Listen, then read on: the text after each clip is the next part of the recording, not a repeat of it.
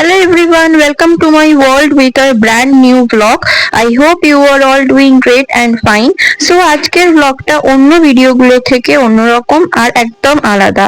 সাধারণত এইরকম vlog তোমাদের সাথে সচরাচর শেয়ার করা হয় না, বাট যখনই এরকম ভিডিও আমি করি চেষ্টা করি মন থেকে শ্রদ্ধা, ভক্তি, ভালোবাসা দিয়ে যতটা পসিবল ডিটেলে তোমাদের সাথে শেয়ার করতে। সো থাম্বনেল বা টাইটেলে বুঝেই গেছো যে আজকের ব্লগটা কোথায় বা কি নিয়ে বা কি কি ইনফরমেশন তোমাদের জন্য আমি এনেছি। সো আর দেরি করব না, ভিডিওটা এবার শুরু করি।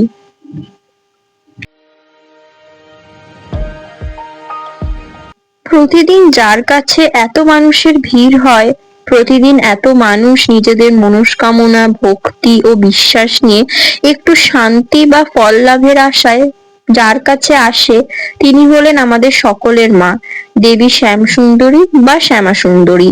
মূলত মা কালী বা শ্যামা মায়ের আরেক রূপ এবং অপূর্ব সুন্দর রূপিণী হওয়ার জন্য তারই নামকরণ।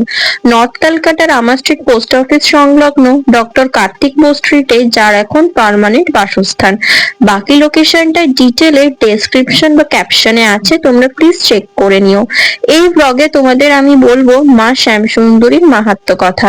তার আগে একটা কথা বলে রাখি যে আগে দুবার মায়ের বাসস্থান স্থানান্তরিত হয়েছিল, তা কম বেশি সবারই জানা যদিও, বাট নাও মন্দির কমিটির সাথে কথা বলে জানা গেছে যে এখন থেকে 23/1 ডক্টর কার্তিক বোস স্ট্রিট, কলকাতা 7,09,000 এর বাসস্থান হলো মায়ের স্থায়ী ঠিকানা। এবারে মা শ্যামা সুন্দরীর মাহাত্ম্য সম্পর্কে তোমাদের কিছু আলোকপাত করা যাক। কথিত আছে মা শ্যামসুন্দরী তার কোনো ভক্তকে ফেরান না। শুদ্ধ চিত্তে এক মনে ভক্তি ভরে ভালোবেসে মাকে কেউ ডাকলে মা তার মনস্কামনা ঠিক পূরণ করেন। তাই তাকে কলকাতার জীবন্ত কালী আখ্যা দেওয়া হয় এবং এই আখ্যা কিন্তু তার ভক্তদের থেকেই দেওয়া। অনেক ভক্তকে তিনি স্বপ্নাদেশও দেন। আশ্বিন মাসের দুর্গাপুজোর আগে মহালয়ার পুণ্য লগ্নে মা শ্যামসুন্দরী প্রথম দর্শন দেন, তাই ওই দিনটি হলো মায়ের আবির্ভাব তিথি। তাই মায়ের বাৎসরিক পুজো হয় মহালয়ার দিনে। এছাড়া প্রতি অমাবস্যায় অন্ধকারে মায়ের আরতি হয়, আর বিশেষ বিশেষ অমাবস্যা বা বিশেষ বিশেষ তিথিতে হয় মায়ের মহাপুজো। শুধুমাত্র দীপান্বিতা অমাবস্যা অর্থাৎ কালী পুজোর রাতে দেবীর পুজো হয় আলো জ্বালিয়ে, আর মায়ের আবির্ভাব তিথিতে পুজো হয় অন্ধকারে। যেদিন যেদিন মায়ের অন্ধকারে পুজো হয় সেদিন সেদিন মায়ের সামনে জ্বালানো হয় ঘিয়ের প্রদীপ। কথিত আছে দেবীর যখন যা প্রয়োজন হয় তা নাকি তিনি তার ভক্তদের বা তার বাসস্থানের আশপাশের কাউকে স্বপ্নাদেশ দিয়ে তার প্রয়োজন তিনি নিজেই মিটিয়ে নেন। কোনো কঠিন ব্যাধি থেকে শুরু করে কোনো জটিল সমস্যার জন্য অন্যান্য মোকাবিলার সাথে মাকে প্রাণ ভরে ডাকলে মা অবলীলায় তাদের ওপর কৃপা বর্ষণ করেন।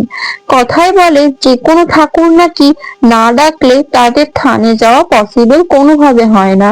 মা শ্যামসুন্দরীও না চাইলে কিন্তু কেউই তার কাছে যেতে পারে না। মন্দির কমিটি, মন্দিরের সেবায়িত ভক্তরা বলেন বহুবার তারা নিঃশ্বাস ফেলার শব্দ শুনেছেন, নুপুরের পদধ্বনিও শুনেছেন, আবার মায়ের চোখের পলক ওঠানামা করতেও দেখেছেন। মায়ের এই রূপ যেহেতু 5 বছরের বালিকা রূপে পূজিতা হয়, তাই এই মন্দিরে অম্বুবাচী পালিত হয় না।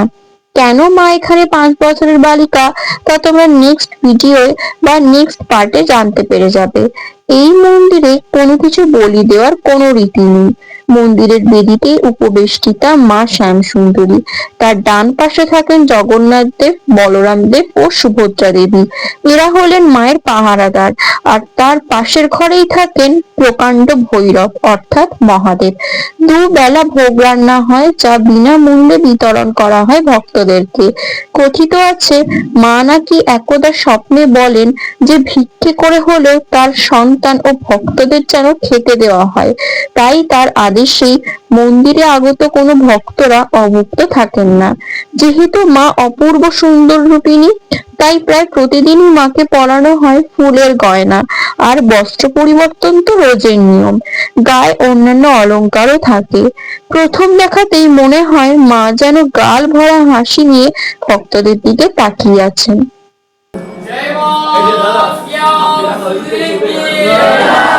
জগন্নাথ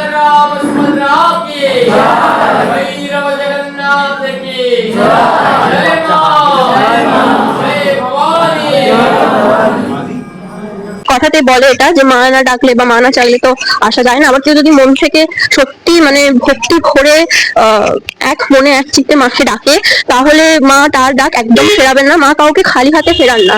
এখানে এটাই হচ্ছে মেন কথা। মা শ্যামাসুন্দরী জীবন্ত কালীমা বলে ইনি পূজিতা হন। মা কাউকে খালি হাতে ফেরান না।